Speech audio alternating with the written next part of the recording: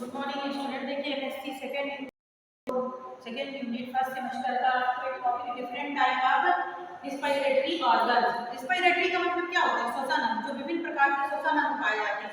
अगर आप ये सोचें कि श्वसन अंग एक ही प्रकार के होते तो नहीं होते, अलग अलग जीवों में, जल जीवों में अलग, थली जीवों में अलग श्वसन अंग पाए जाते हैं। श्वसन अंग का तात्पर्य क्या होता है? जिसके द्वारा हम सांस लेते हैं, ऑक्सीजन ग्रहण करते हैं और कार्बन डाइऑक्साइड छोड़ते हैं, वो श्वसन अंग कहलाते हैं। ठीक है, श्वसन अंग के माध्यम से हम क्या होता है? सबसे पहले गिल्स। गिल्स जो होता है कि मछलियों में, जलीय जीवों में मोस्टली जो मछलियां होती हैं उनमें गिल्स जल में O2 ऑक्सीजन अवशोषित करते हैं। जल में घुली हुई ऑक्सीजन उसको अवशोषित करके जो रक्त झिल्ली रोग होती है क्या करते हैं? शरीर में प्रवेश करता है। तो आपसे पूछा जा सकता है कि पहला कौन सा हो गया? गिल। गिल किसमें पाए जाते हैं? गिल्स मछलियों में पाए जाते हैं, जलीय जीवों में, जिसे हम गलखड़े भी कहते हैं। ठीक है, तो इसमें जो जल में घुली हुई ऑक्सीजन होती है उसको ये अवशोषित करते हैं। जल में जो ऑक्सीजन घुल जाती है उसको ये अवशोषित करते हैं। तथा इसमें एक पतली झिल्ली पाई जाती है। ये पतली झिल्ली जो होती है इसमें क्या होता है? ये रक्त में प्रवेश करती है, इसके द्वारा रक्त में ऑक्सीजन प्रवेश करती है। देखिए गिल्स का डायग्राम बना के रखा हुआ है मैंने।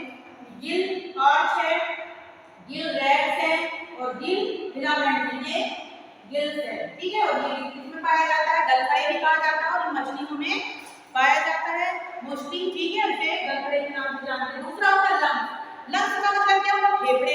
जितने भी स्थलीय जीव होते हैं उनमें फेफड़े पाए जाते हैं। मनुष्य में होते हैं, जितने भी जंतु जो होते हैं जो स्थल में विचरण करते हैं उनमें सब में क्या पाया जाता है? फेफड़ा पाया जाता है।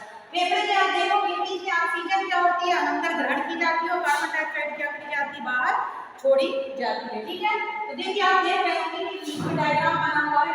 राइट लोग सब दो फेफड़े के दो भाग होते हैं, दायां और बायां भाग होता है।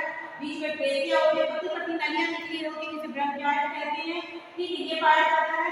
साथ ही इसमें ट्रेकिया छल्ले के समान आगे सी के आकार के होते हैं।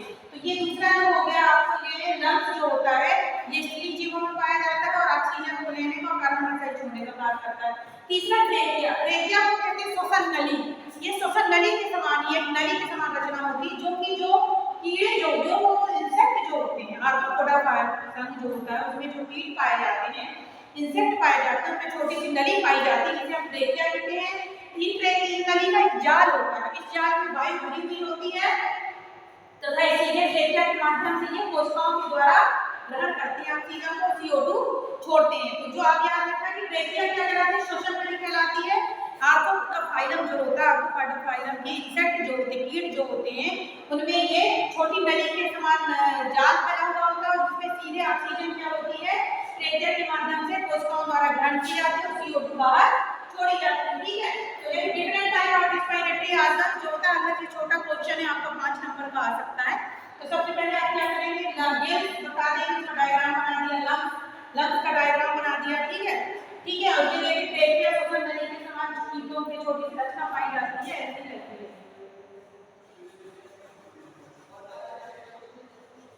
ये देखिए ऐसी ऐसी रचना होती है, ये छल्ले टाइप पाए जाते हैं इसमें, ये ट्रेकिया। ठीक है, ये कीटों में पाई जाती है। ठीक है, किसमें पाई जाती है? आर्थ्रोपोड वगैरह में पाई जाती है। ठीक, ये हो गया। इसके बाद रिस्पायरेटरी पिगमेंट्स क्या कहलाते हैं? रिस्पायरेटरी पिगमेंट्स का मतलब होता है श्वसन बंधन। श्वसन बंधन क्या कहलाते हैं? जो कि अलग अलग प्रकार के होते हैं, जो प्रोटीन के बने हुए होते हैं और O2 को बांधने और परिवहन में, मतलब श्वसन बंधन जो होते हैं किसके बने हुए होते हैं? प्रोटीन के बने होते हैं तथा ये किसका काम करते हैं? ऑक्सीजन के परिवहन को, ऑक्सीजन को बांधने का काम करते हैं। ठीक है,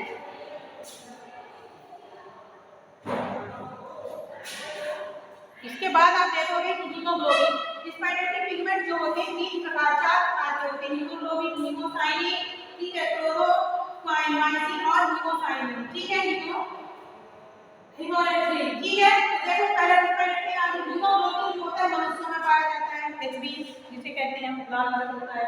हीमोसाइनिन जो होता है ये कीटों में पाया जाता है ना। इसके बाद समुद्री कीड़ों में पाया जाता है।